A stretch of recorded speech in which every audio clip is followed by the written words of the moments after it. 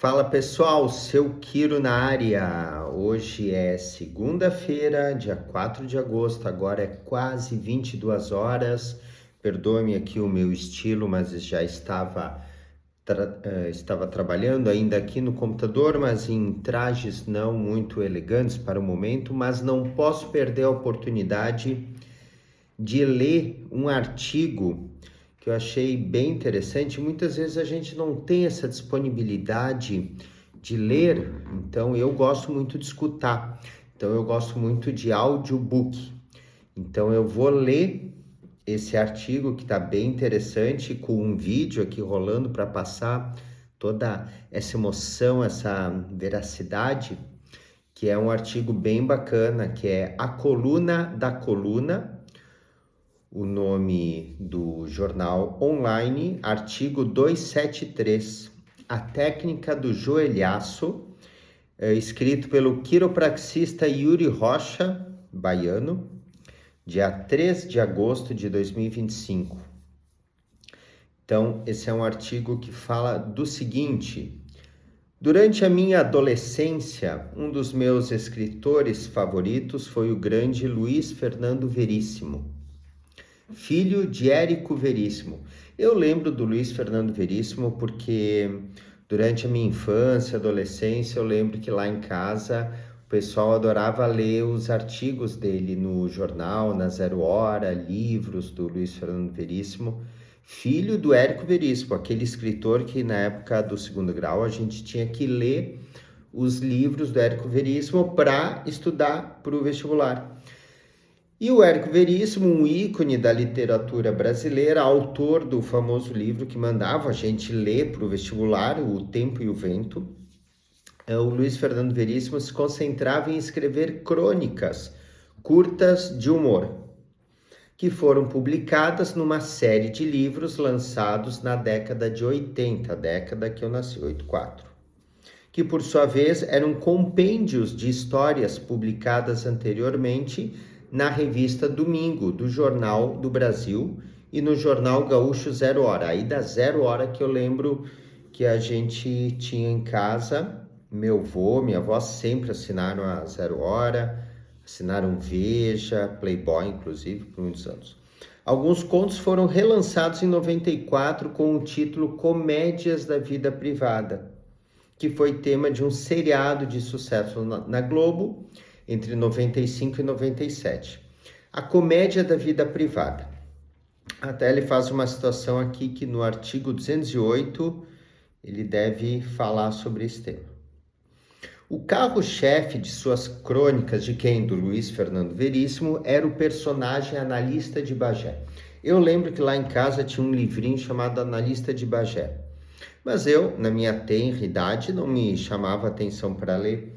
Eu até podia folhear o livro, mas nada que me chamasse atenção. Foi um sucesso estrondoso entre a classe média nos anos 80. Virou história em quadrinhos e até peça de teatro, em cartaz por diversas temporadas no eixo Rio-São Paulo. Pois bem, o personagem representa o estereótipo da personalidade tipicamente gaúcha masculina, da cidade meso-fronteiriça de Bagé, Rio Grande do Sul. Trata-se de um psicanalista supostamente freudiano, da linha ortodoxa de palavras marcantes e ilustrativo da sabedoria popular do RS. Segue abaixo na íntegra um dos contos de Luiz Fernando Veríssimo, onde somos apresentados a uma certa técnica do joelhaço. Joelhaço, técnica essa que eu utilizo nas minhas sessões. Normalmente eu coloco o joelho para liberar a musculatura de forma mais profunda e intensa. O pessoal sente bastante. Técnica do joelhaço do analista, que se diz mais ortodoxo que pomada minâncora ou que as pastilhas Valda. Pomada minâncora, aquela laranjinha lá que a gente conhece, né, com zinco, aquele cheiro ruim. E as pastilhas Valda, a famosa pastilha para dor de garganta. De antemão, eu acho aqui que ele nem precisaria pedir essas desculpas, mas ele o fez, pois é um Quiro e uma pessoa muito educada. Ele pede desculpas pelo uso de certas expressões e termos que definitivamente não têm lugar nos dias de hoje, porque hoje em dia realmente é uma chatice, e são terrivelmente ofensivos. Os tempos eram outros e também o contexto que foram usados ajudam a refletir o quão tosco o personagem é. Vou então relatar o trecho do livro que ele cita. Certas cidades não conseguem se livrar da reputação injusta que, por alguma razão, possuem. Algumas das pessoas mais sensíveis e menos grossas que eu conheço vêm de Bagé, assim como algumas das menos afetadas são de Pelotas. Mas não adianta, essas histórias do psicanalista de Bagé são provavelmente apócrifas. Como diria o próprio analista de Bagé, a história apócrifa é mentira bem educada. Mas pensando bem, ele não poderia vir de outro lugar. Bagé, no caso. Existem muitas histórias sobre o analista de Bagé, mas não sei se todas são verdadeiras. Seus métodos são certamente pouco ortodoxos, embora ele mesmo se descreva como freudiano barbaridade. E parece que dão certo, pois sua clientela aumenta. Foi ele que desenvolveu a terapia do joelhaço. Diz que quando recebe um paciente novo no seu consultório, a primeira coisa que o analista de Bagé faz é lhe dar um joelhaço. Em paciente homem, claro, pois em mulher, segundo eles, só se bate para descarregar energia. Depois do joelhaço, o paciente é levado, dobrado ao meio, para o divã, coberto com um pelego. Tem a banca índio velho, que está incluído no preço. Ai, diz o paciente. Toma um mate? Não, geme o paciente. Respira fundo, tchê, enche o bucho que passa. O paciente respira fundo, o analista Bagé pergunta, agora qual é o causo? É depressão, doutor. O analista de Bagé tira uma palha de trás da orelha e começa a enrolar um cigarro. Tô te ouvindo. É uma coisa existencial, entende? Continua, no mas. Começo a pensar, assim, na finitude humana em contraste com o infinito cósmico. Mas tu é mais complicado que receita de creme, Assis Brasil. E então tenho consciência do vazio da existência e da desesperança inerente à condição humana, e isso me angustia. Pois vamos dar um jeito nisso agorita, diz o analista de Bagé com uma baforada. O senhor vai curar minha angústia? Não, vou mudar o mundo, cortar o mal pela mandioca. Mudar o mundo? Dou uns telefonemas aí e mudo a condição humana. Mas isso é impossível. Ainda bem que tu reconhece animal. Entendi. O senhor quer dizer que é bobagem se angustiar com o inevitável. Bobagem é espirrar na farofa. Isso é burrice da gorda. Mas acontece que eu me angustio, me dá um aperto na garganta. Escuta aqui, tchê, tu te alimenta bem? Me alimento. Tem casa com galpão? Bem, apartamento. Não é viado? Não. Tá com os carnê em dia? Estou. Então é bagual, te preocupa com a defesa do Guarani e larga o infinito. O Freud não me diria isso. O que Freud diria tu não ia entender mesmo, ou tu sabe alemão. Não. Então te fecha e olha os pés no meu pelego. Só sei que estou deprimido e isso é terrível. É pior do que tudo. Aí o analista de Bagé chega à sua cadeira para perto do divã e pergunta: é pior que o joelhaço? Pô, nem eu sabia que o analista de Bagé era assim. Tu entende que é uma forma de representar um personagem, e um personagem que ele pouco se importa, pouco está se importando, mas ele está expressando isso que ele acredita, que ele vivencia, ele tenta ajudar o outro, mesmo que não encontre as melhores palavras. Voltando ao texto. Essa tal técnica do joelhaço, no entanto, é bastante heterodoxa, a depender do ponto de vista. Ela está baseada no princípio da dor maior, isto é, quando o paciente vem se queixar de suas dores subjetivas, o joelhaço aplicado no local correto oferece ao sujeito a vivência de uma dor tão mais intensa que faz com que se esqueça das dores menores. E normalmente a dor é um processo de competição no nosso sistema neurológico. Uma dor maior, ela vai encobrir as dores menores. Quando você faz um jejum, por exemplo, você está com tanta fome que no voltar a comer, qualquer sopinha de arroz já é um banquete para ti. Então é como se a gente adaptasse o nosso cérebro, o nosso sentir. Os nossos sentidos, eles são adaptáveis e de certa forma eles são até enganáveis, podem ser enganados. Ou quando você está habituado a comer uma comida que você considera muito boa, você vai ter mais dificuldade em comer uma comida que você talvez não ache tão saborosa. Entendeu o que eu quero dizer? E na dor é isso.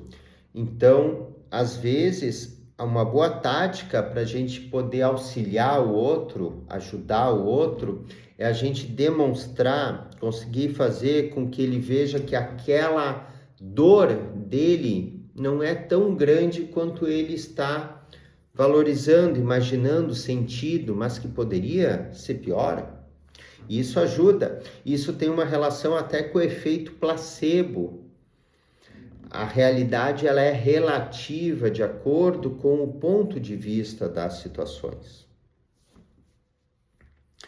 Uma vez, num congresso de psicanalista em Paris, que é uma espécie de Bagé com metrô, aqui já voltou para o livro, me perguntaram de onde tinha saído a ideia do joelhaço.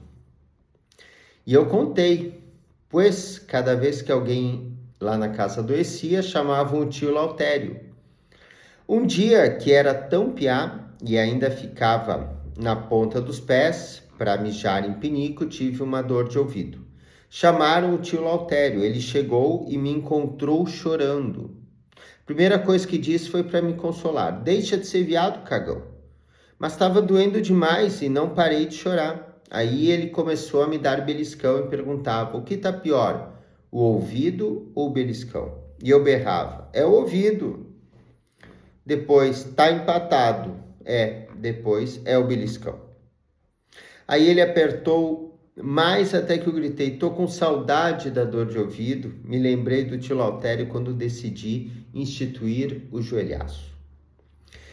E é nesse ponto que os diletos leitores devem estar se perguntando o que cargas d'água tem isto a ver com quiropraxia. Como eu já expliquei, tem tudo a ver nessa questão da percepção da dor. E não só da dor, mas dos nossos gostos do dia a dia, dos nossos sentimentos do dia a dia, das nossas emoções e pensamentos. É que nem aquele exemplo, você tá com uma dor, no momento que tu tá lá, se distraiu com outra coisa, não pensou na dor, naquele momento a dor ela não existiu para ti, porque tu não lembrou dela, não pensou. Aqui o autor diz: o que tem a ver com quiropraxia? Absolutamente nada, mas dê uma olhadinha na foto abaixo. Na verdade, tem muito a ver. A foto abaixo mostra alguém botando um joelhaço nas costas de outra pessoa para possivelmente fazer uma manipulação espinhal. Antes da quiropraxia existir, havia os bone setters, os ajustadores de ossos, o pessoal da antiga que botava o osso no lugar. Excelente, por sinal. Eram basicamente leigos que instalavam ossos, alguns até muito bem. O ofício do arrumador de ossos, numa tradução literal, era transmitido de pai para filho, sem nenhum treinamento formal. E uma das técnicas era esse joelhaço da foto acima.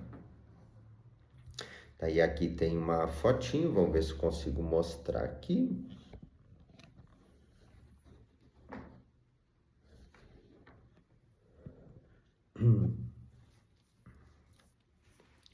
Poxa, tem texto pra caramba ainda aqui.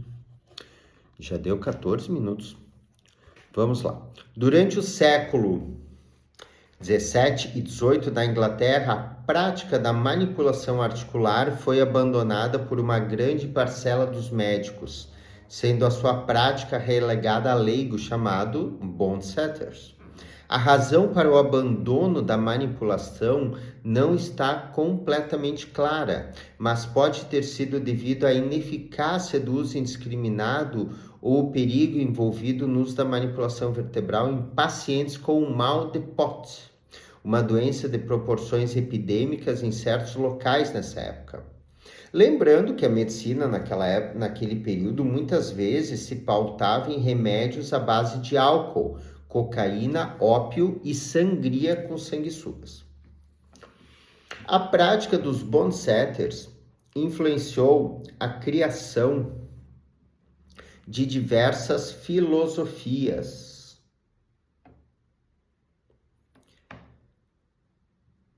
de tratamento e profissões que utilizavam a terapia manual como parte do seu arsenal terapêutico, como a osteopatia, a quiropraxia e a fisioterapia manipulativa. Cada uma destas utilizando conceitos diferenciados.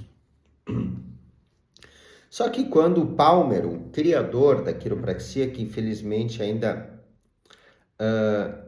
teve aquela sacada de ajustar o primeiro ajuste que ele fez, que ele ajustou um rapaz, o Harvey Lillard, em 1895, ele havia, então, supostamente postulado um potencial reação causa e efeito entre uma articulação específica e a surdez daquele zelador do seu prédio. Esta especificidade diferencia a quiropraxia de outras técnicas manipulativas. A gente não dá joelhaços. Eu acho que a gente dá sim. A gente dá joelhaços e, na minha opinião,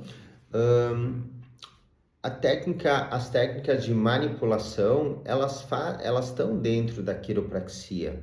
A quiropraxia é um conjunto de técnicas, é uma filosofia, é uma arte, mas que a gente não fica restrito a só isso. Eu sempre, pessoalmente, gostei de abrir, e não vejo problema nisso, de abrir, de expandir, não de pensar como... Para mim, abrir não é desvalorizar, mas é complementar. Bom, eu digo que a gente dá joelhaço sim. Continuando, a gente ajusta deliberadamente certas articulações a fim de obter um resultado já previsto cientificamente e neurologicamente. O autor aqui faz questão de dizer que é com uma educação superior. Então, o autor fala isso porque hoje em dia no Brasil tem um conflito, uma rixa muito grande entre os quiropraxistas graduados, bacharéis, e os não graduados, os pós-graduados, os técnicos, né? Então, por isso, o pessoal sempre gosta de pautar bem essa questão. É diferente da prática, os quiropraxistas, é diferente da prática dos Bond-Setters, que infelizmente ainda teimam em existir. Ah, mas deixa o cara trabalhar, né? Deixa o cara trabalhar.